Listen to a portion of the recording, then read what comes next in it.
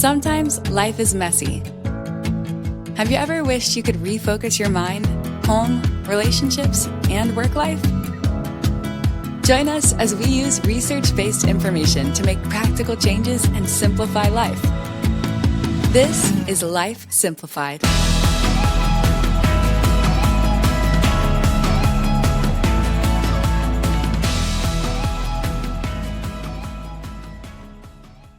Welcome to Life Simplified. If you joined us last week, you know that we are focusing on all things mental health for May's Mental Health Awareness Month. Today, we're going to be talking about negative news coverage and mental health. And if you listened last week, you know we kind of started talking about this a little bit, but we're really going to take a deep dive today about all things news coverage and mental health. And so, if you joined us, you already know this, but if not, I want to make sure you know where to find all the resources for this month. We're using Mental Health America's 2024 Mental Health Awareness Month Toolkit. Where to start is the theme this year. And so everything that you're going to hear for this entire month can be found there, all of the resources, and we want to make sure you know where to go and get all of that. So for today's article, we're going to just dive right in. And it says, in today's fast-paced media climate, the 24-hour news cycle can seem impossible to avoid. We are bombarded with dramatic news coverage and endless clickbait, which has more of an impact on mental health than we may realize. And it's really true, and I think we really discussed that last week, that no, it's all around us. It's everywhere. It's not just on your computer. It's on your phone. It's on your watch. It's on the television. It's on the radio. It's on all of the things that we see constantly throughout the day. And, you know, it may even be on billboards. And as we see things that are more digitalized, like we're just getting information and news constantly. And while it's important and we need to be connected and we need to have awareness of what's going on around us, I think sometimes we go a little bit too far and we have a little bit too much access, and it does affect our mental health, and we know that. And so we have to really start thinking about how it's impacting us and then starting to make some changes so that we can improve our mental health and get the information we need, but maybe start leaving the rest behind. And so the first kind of thing we're going to discuss today is, how does negative news coverage impact mental health? And so we're going to look at, like, just tangibly how it affects our mental health. Like, we know negativity is not good for us, but we're going to dive a little bit deeper. And so the first bullet point is, watching upsetting news footage starts the body's fight or flight response. So we know that our fight or flight response is there for us to protect us if we're being threatened. But when it kicks in constantly, when we're not actually in a life-threatening situation, it can really negatively impact not only our mental health, but our physical health as well. Our fight or flight response actually releases adrenaline. We know that because that's what gets us going, gets us moving, and helps kind of initiate that, let me get out of here, or let me get ready to really fight with whatever this is. And it also releases our stress hormone, cortisol. And so if I need to protect myself, this is all good. But if I'm being bombarded 24/7 by negative news coverage and it's constantly tapping into my fight or flight response, that's not going to be so great. And it's going to have a really big impact physically, because we know that when we're in our fight or flight response, we have a rapid heart rate and we have shallow breathing, and our stomach can become upset as our body's really functioning on, like, just let me get out of here. So I don't know if you all have ever thought about that. Do you feel like you can recognize any times where you've been watching news related things and your fight or flight response is kind of kicking in? Like, is that something that you have ever been aware of, or, like, thinking back, you can say, oh, I can see how that may have happened? Definitely for me. And I think the key thing is watching it. Mm-hmm. So when you're, like, reading an article, or I don't think it has the same effect of if you see a clip or a video of the action or whatever that is, it's more impactful, and I think it triggers it quicker. Yeah, you feel like you're actually in the moment. Right, yeah. And I can, like, feel my heart pounding and just really, like, what if I was in that situation? Or yeah, really start to internalize it and think about it, and then continue to think about it. Yeah. And, I think I don't know if you've heard people say like, oh, that just unlocked a new fear when we see things. Yeah. But it's true. We're like, oh, well, that was something I didn't know I needed to be worried about. But now all of a sudden I feel really worried and concerned about that thing. And it just taps into those fears that either we didn't know we had or we knew we had, and then it just kind of escalates it. And so I don't think we realize how often our fight or flight response is being triggered by the news that we watch, particularly if it feels really close to home, or if it is something that you've already experienced that was traumatic for you, or it was a really overwhelming situation. I know for me, watching tornado footage on the news, really I can feel it clicking in, that fight or flight response, because having experienced one, like I can see it, I can feel it, but I can remember, like I can go there in my mind, like, oh, I know how they felt. And then there's that level of survival's guilt, and just like all of the things are tapped into. And I think you're right, Amanda, when you say when we see it, it's a different experience than reading an article. And we're actually going to talk about that a little bit here later on in this episode. But it is different. It taps more senses. You're seeing, you're hearing, and then that really, takes you into a deeper experience. So that is one of the ways that news coverage, especially negative news coverage, really impacts our mental health. It is through watching that upsetting footage and kind of clicking in that fight or flight response. Also, the news increases depression and anxiety symptoms. And so I think we know that, and we've kind of talked about that, but I want to give you a little bit of information, and particularly a statistic that I thought was a little bit staggering. So one study found that people showed an increase in symptoms, of depression or anxiety after only 14 minutes of news consumption. These symptoms are made worse when people feel they have no ability to improve the situations they are learning about on the news. 14 minutes. That's no time. I don't even remember the last time I only consumed 14 minutes of news. Is that even a news story? Is that like one complete news story? I mean, no, because it's endless anymore, right? Right. Just that, how they have the segments, and is that even a segment? I don't know. Maybe some, but if Maybe. you think about it, if it, a lot of times when something is new and fresh and just occurred, they have hour long or, Right. days. They're just, full of just the repeated that event. And so if you think about it, you're seeing way more of that. Yeah, I'm thinking like you're getting 14 minutes before there's a commercial break. Yeah. Or any kind of pause in that. Yeah, and I can totally see that, because I can see myself, and sometimes I just have to walk away from what's on the TV. My husband consumes information all the time. He'll have an earbud in, listening to a podcast or scrolling through social media, and also watching the news on TV. And I'm just like, I don't know how you're consuming all of this information, because this is stressing me out, and you're listening to it all the time. In fact, apparently he would come to bed listening to it, because just last night, about midnight, his earbud, I guess, quit working. It lost all its charge, and his phone starts talking in the middle of the night. And I'm sitting straight up in the bed thinking, what is that? gosh. Why is your phone talking? And he had been listening to something before bed, and not saying it was negative. I don't know what it was. I was asleep. But I think it's funny that we're talking about this today, because he does consume all of that information. And I don't know how that doesn't stress him out, because I guess I'm right there at that 14-minute mark. I'm like, yep, I've had enough of this. That's wild to me, because he's consuming it while he's sleeping even.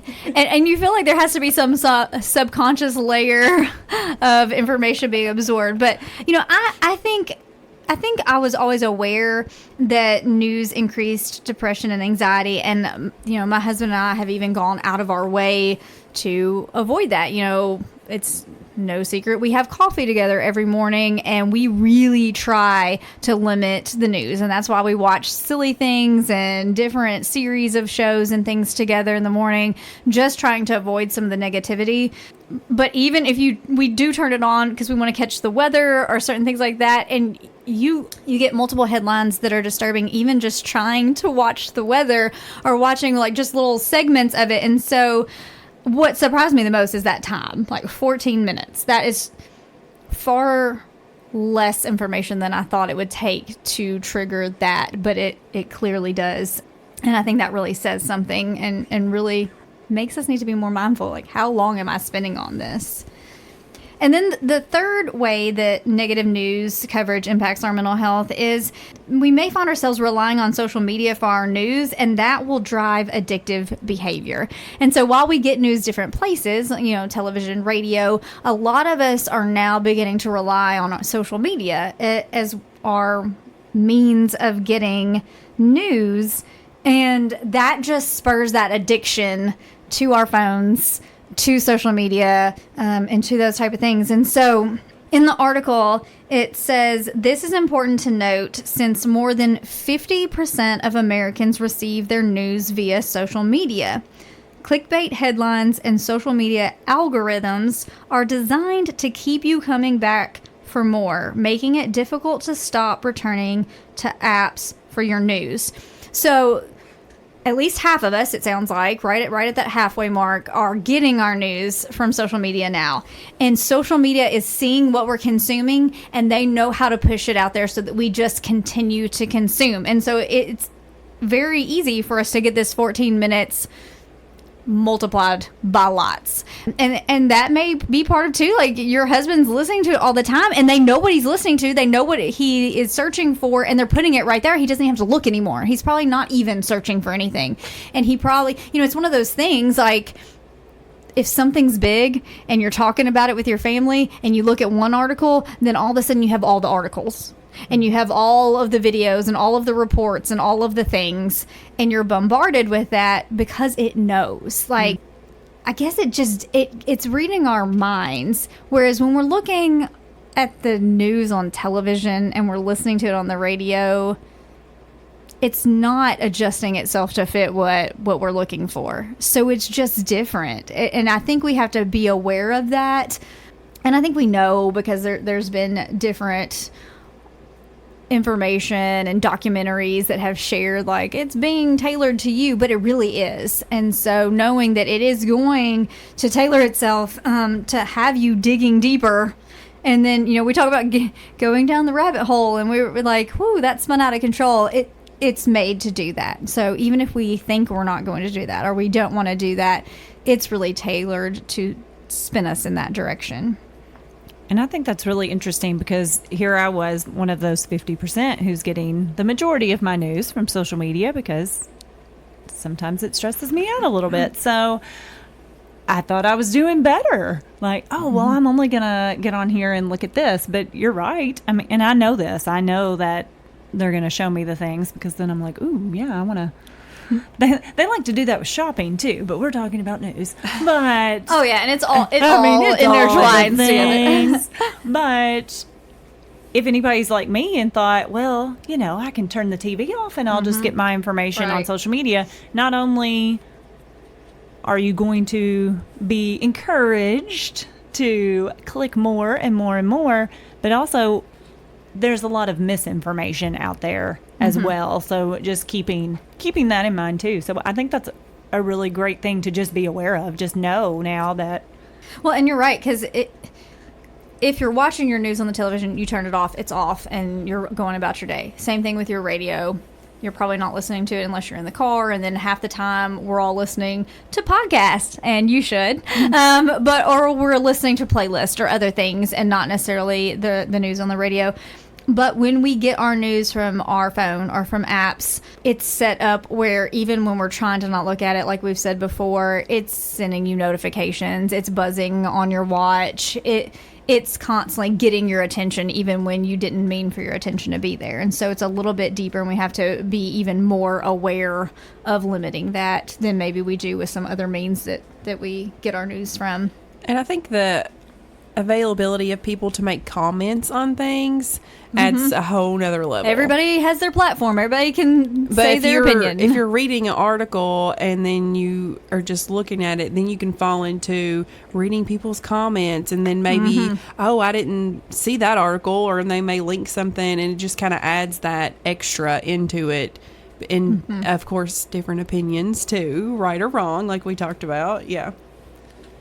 Yeah, and then people start taking it a little more personally because of the comments. And then we get offended by the comments on the news, on the social media, and it spirals. It spirals a lot. And so, I mean, those three key points are really how negative news coverage is impacting our mental health. But another thing that I just want to point out before we move on to some of the solutions or some of the things we can think about along the way is when we're talking about negative news coverage and mental health, identity matters. And so the impact that it's going to have on you, your identity makes a difference. And so the article very clearly states that people are more likely to be negatively affected by the news when it is personally relative and relevant to them. So this is also true when they share an identity with the people involved in the news story. So if you can relate to the people, or if it is a news story that is very close to home for you, or you identify with the individuals who are in the news story, it is going to impact you on an even deeper level. And so you need to really be aware of that, because if you're constantly seeing images that are very close to home for you and individuals that you identify with, then its negative impact is really going to go deep. And so that's just something I want to point out. There's a little more information about that in the article, so I encourage you to go look at that and dig a little bit deeper, but I wanted to make sure that we hit that point today.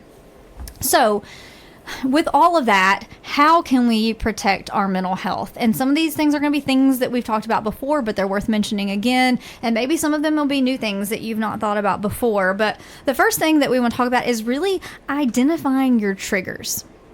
So different news stories are going to affect different people in a magnitude of ways. And so if you can start thinking about which stories really make me feel something. It may really make me feel like I'm tapping into my fight or flight. Really make me feel like I'm down, or I'm extra worried, or I can feel the weight of it on me. And it's going to be different for everyone. It could be that violence really triggers you. It could be global conflicts. It could be racial injustices. There's so many different topics that may really impact you. And just like identity matters, this is part of that. It's going to matter. And so knowing your triggers is important, because once you figure that out and what has the strongest impacts on you, then you can begin limiting your consumption of media that has that triggering content in it. And it may be that you can't always just not see it at all, but when it pops up on the television, or it pops up in your newsfeed, or it pops up on the radio, you can decide that you're going to turn that off or look away or consume something different at that time. And I know that it can be really tempting when those stories come up, because even though they trigger us, sometimes we're like, well, but I need to know. And if I don't know, then I can't do anything. But more than likely, it's causing more harm than it's helping. If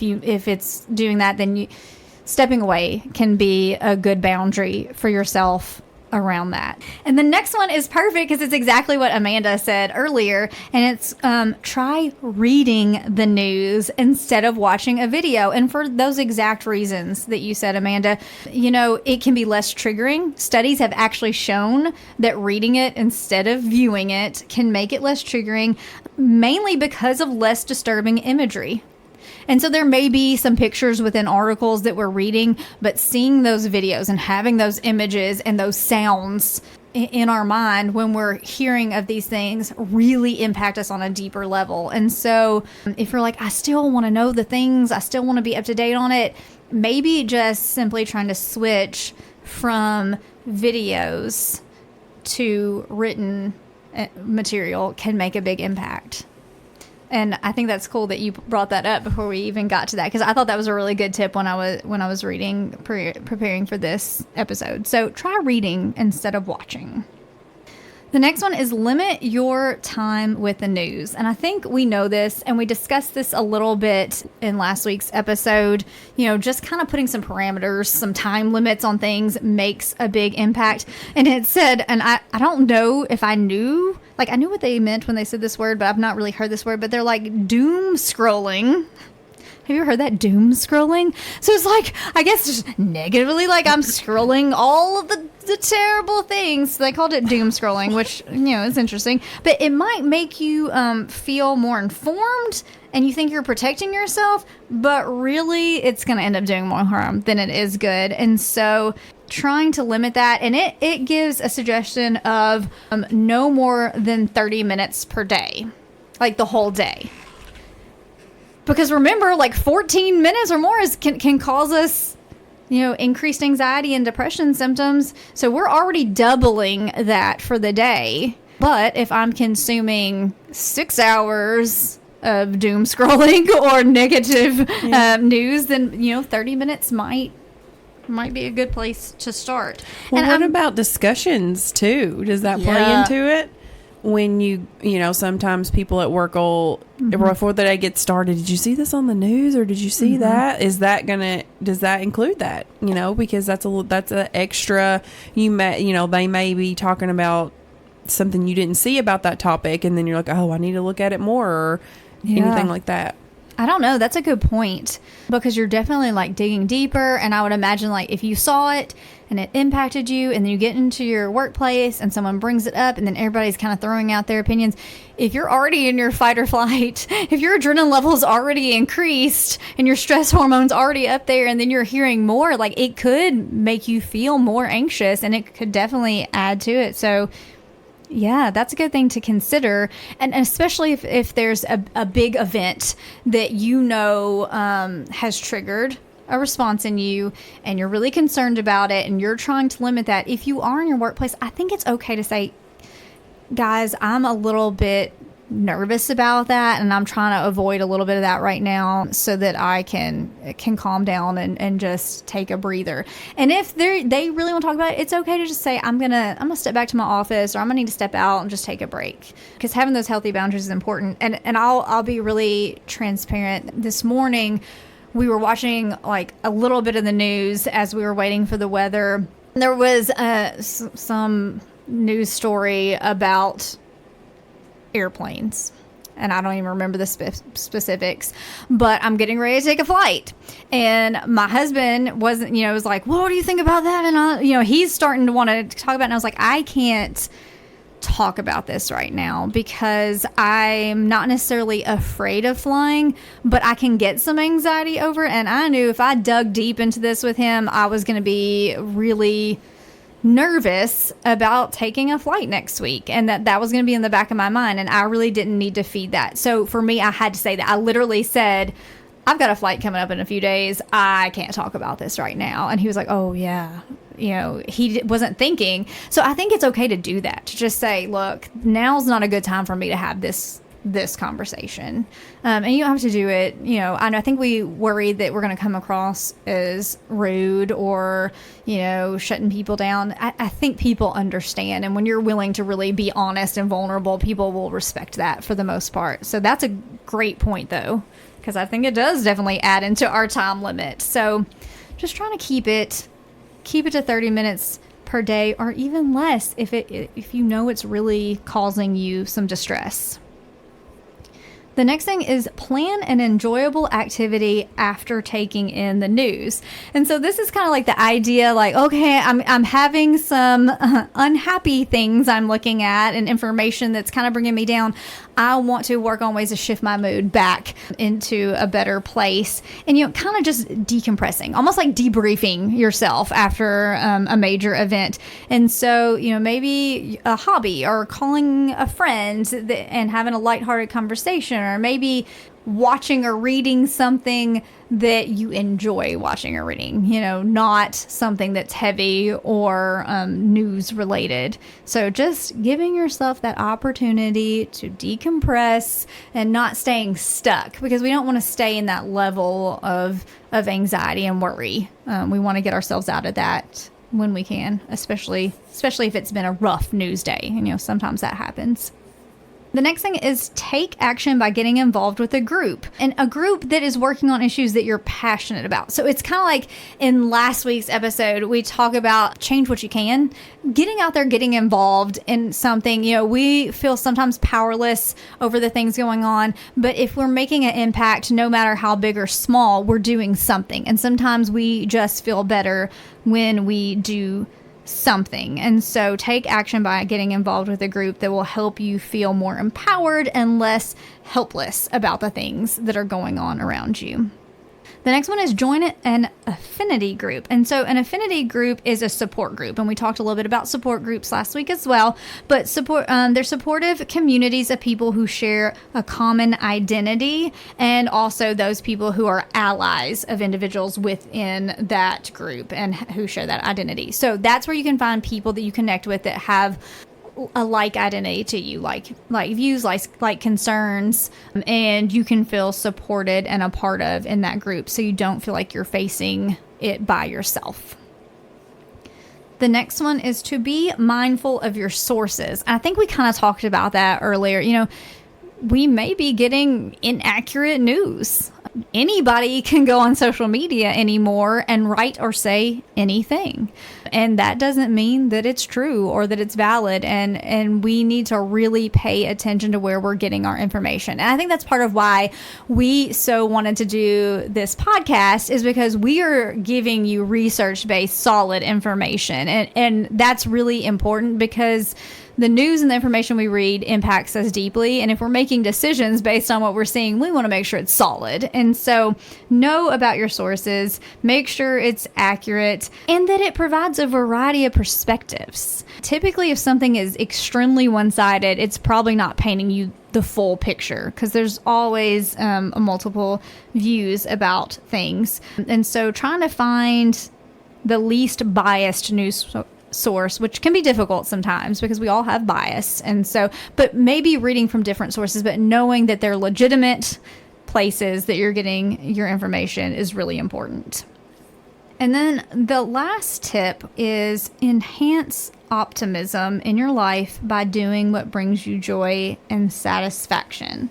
So news, especially negative news, is just kind of brings you down. And it can lend us to be in a negative mindset in all aspects of our life.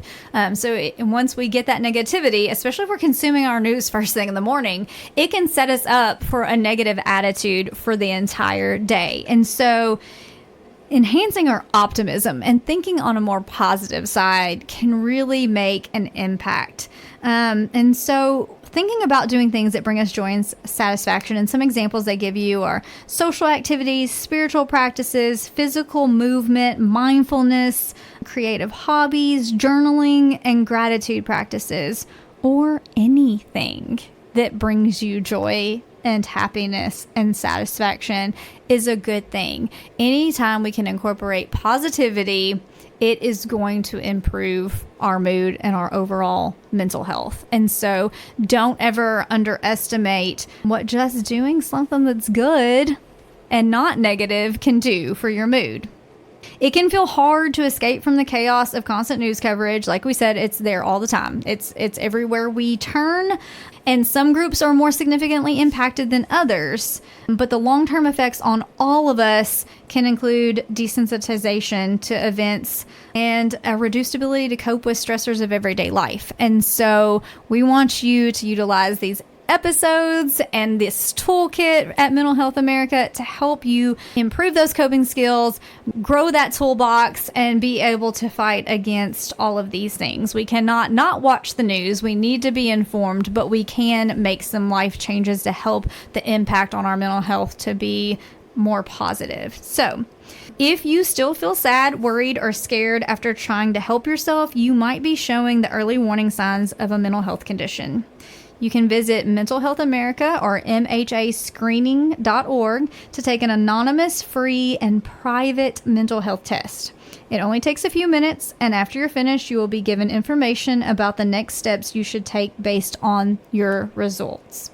If you or someone you know is struggling or in a crisis, help is available. Call or text 988 or chat at 988lifeline.org. You can also reach Crisis Text Line by texting HELLO, HELLO, to 741-741. Thank you for joining us. We hope you'll come back next week. This is Life Simplified. Thanks for listening to Life Simplified. We are family and consumer sciences agents with the University of Kentucky Cooperative Extension Service.